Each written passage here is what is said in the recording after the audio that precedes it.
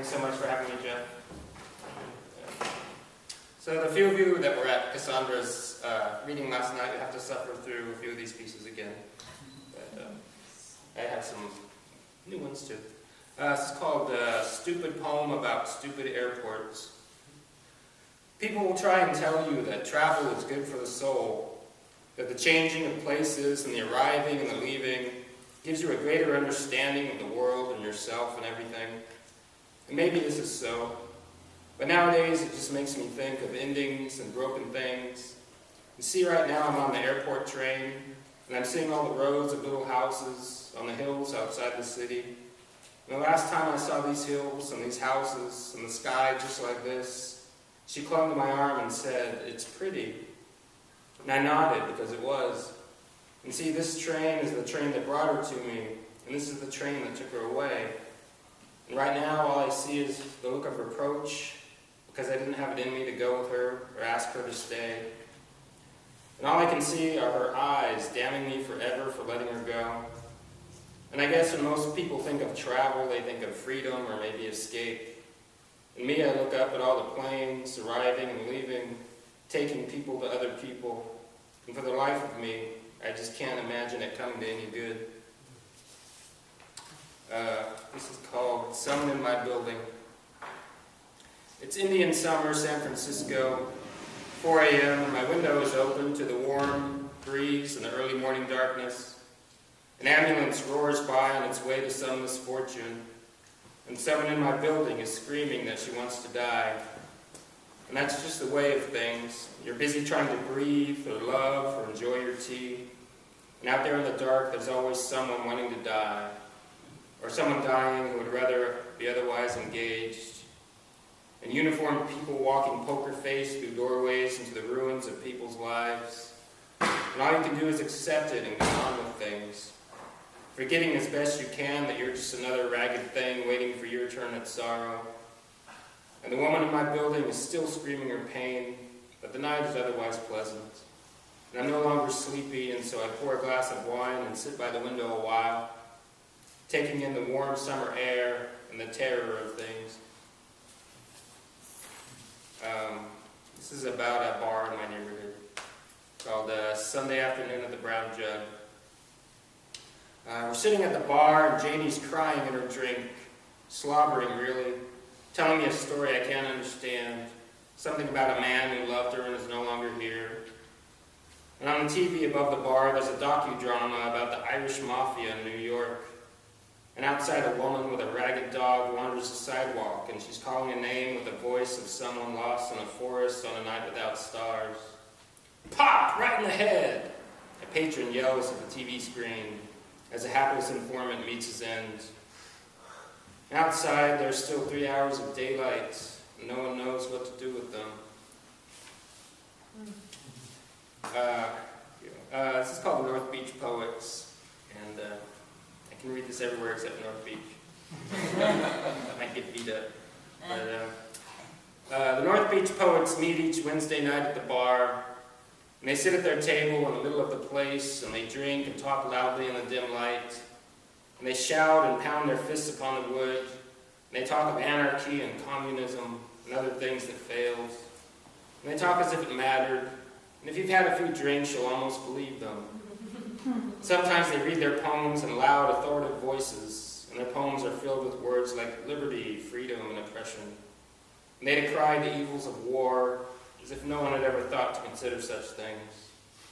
And they read their poems with great passion, and they read their poems as if they believed them, as if those responsible for things like war and poverty and oppression would cease their shenanigans if only they would pause a moment and listen to the North Beach Poets. Maybe this is so, but I do have some doubts. The North Beach Poets drink and shout and pound their table deep in the night. And me, I just wish they'd quiet down a bit. I've got my own poems to wrangle with. Right now I'm trying to figure out how to spell the way she laughed and remember the night, how it felt as it came apart in my hands. This is called What I'm Trying to Say. We stumbled into life like an accident, ill-equipped and ill-prepared. There are false starts and moments of promise, But in truth, we were found to be less than equal to the days. The streets are emptied of romance, the music is phony, the sun doesn't bother to look for me anymore. And after everything else, there's still the embarrassment of death. What I'm trying to say is, I'd like to meet somewhere. I need you to wear something nice and tell me something beautiful. This is called Sad Little Monsters. Writing poems you'll never read is the only way I can speak to you anymore. Yet there is a time when those who mete out slivers of grace upon the world like occasional rain spoke our names with a certain fondness. But at some point mercy had other things to do, and they rounded up all the soft things and spirited them to someplace cold, and burned every map that could ever take us back to all the pretty things we said. In these days, the sad little monsters we sometimes call our hearts, they keep us from sleep with their lonely stirrings and strange desires, though we drown them like kittens again and again. And the stars will fall and the moon will break its promises. But honey, let's not squander our sorrow all in one place. It's early yet, and the night has more to say. Okay, this is another happy one. This is called The Defeated Armies of Ruined Ages. The grand and pristine indifference of the universe is the only lesson you really need to learn.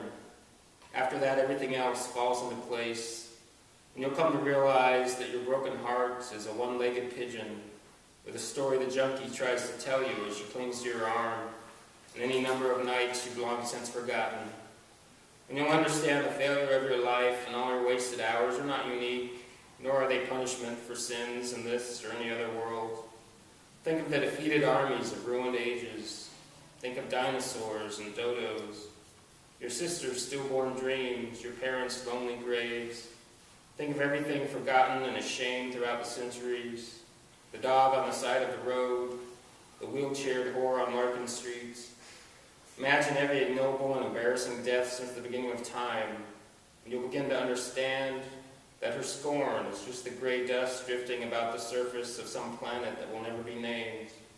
And the last look on her face, just the silence that comes at 3 a.m. after the sounds of trains far off in the nights have gone quiet. Just a few more. Okay. It's called Poem Written After Drinking Too Much on a Day You Came Through Town and Didn't Call, even though you said you would. Today it was 3 glasses of wine before I could leave a message on your phone, and then I got drunk while waiting for mine to ring, my head full of words that no longer exist, like the first time I saw you walk into a room like somebody just turned on the sun, and how you looked in that dress, smoking cigarettes in downtown doorways, as the rain came down like God's broken promise. And I guess the days aren't built for that kind of beauty anymore, and I suppose all things considered, it's for the best. But the thing is, I just wanted to be beautiful for you one more time. All right, last one. Thank you for listening. This is called Blowing Up. And as my friend Bill Gaynor would say, true story. Blowing Up. He gave my poems back to me and said, "These are okay, man, but there's a bitterness in them. Bitterness won't get you anywhere in life." Okay, I said, thanks. It's simple, he said. You get out of life what you put into it. Everybody gets exactly what they deserve, see? I didn't find that notion particularly plausible or comforting, but I let him go on. Life is a game, he said. You either get rich or you eat shit and die. It's as simple as that. And I never thought of it exactly that way. But I figured he must know something because he was 29 years old, he edited a magazine, he had a pretty wife and a big house in Mexico. I came from nothing, he said. I used to starve in little rooms for years, living on tap water and stale bread. But I worked, man. I worked round the clock, and look at me now. I'm going to blow up real soon. I wasn't quite sure if blowing up meant becoming really famous or going on a killing spree. But I'm assuming he meant the former. When I blow up, he continued, I'm not going to be greedy about it. I just want to inspire people and piss off my haters. Use their energy to fuel my greatness. I'll be free while they work their shitty $20 an hour jobs for the rest of their lives. And I wanted to ask him about those $20 an hour jobs and how I might get one. But he went on. Anyway, he said, poetry isn't the way to go. It doesn't pay. The only way you'll get famous is if you rap it, you know, hip-hop style. Well, I thought, shit. Me, he said, I get paid 40 cents a word for writing bullshit. Memoirs, restaurant reviews, anything but poetry, man. You just need to learn how things work. But don't worry, man, you can make it too. You just have to work hard every day and you can make it too. Write at least 2,000 words every day. It was 4 o'clock on a Sunday, and all I'd accomplished so far was drink 4 cups of coffee, fuck around on Facebook, and take a bath. Real writers, he said, they figure out the way things work, and they write all day and all night until they blow up. And I thought about all the writers I knew, and I don't think many of them understood much about the way things worked. Most of them spent as much time in bars and jails and nut houses as they did writing. But I guess they weren't the real writers he was talking about, because they didn't make 40 cents a word. And I guess most of them would eventually just end up eating shit and dying. But they were beautiful in their way. They had strange light in their eyes and sometimes said wise and funny things that stayed with me through the lonely hours. Anyway, he said, I've wasted enough time with you. I'm going to go get some real writing done, and if you're smart, you'll do the same. Well, I've often had issues with smarts, and I ended up having a beer and another bath, pondering it all.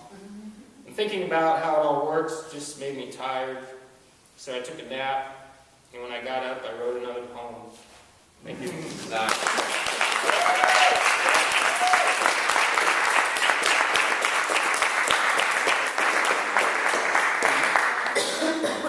William Taylor Jr.